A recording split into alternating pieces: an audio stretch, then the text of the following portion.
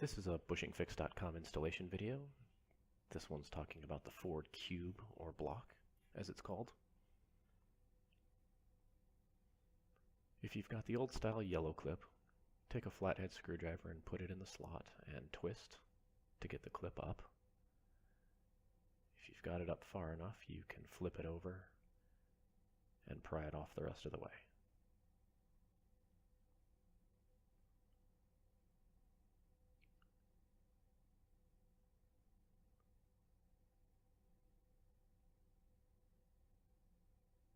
If you've got the new style tan clip, take a pocket screwdriver and pry the clip open slightly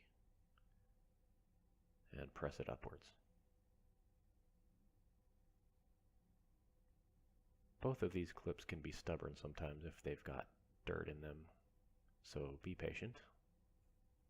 After you've got the clips off, push the cube out and install the new one in the correct direction. Be sure that the transmission lever and the shift lever inside the vehicle are both in park, and you'll want to install the clip to the first click. It should move freely inside the cable end. Connect the block to the transmission lever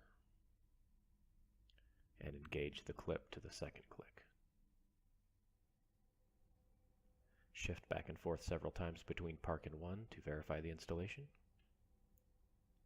And that's it, you're done.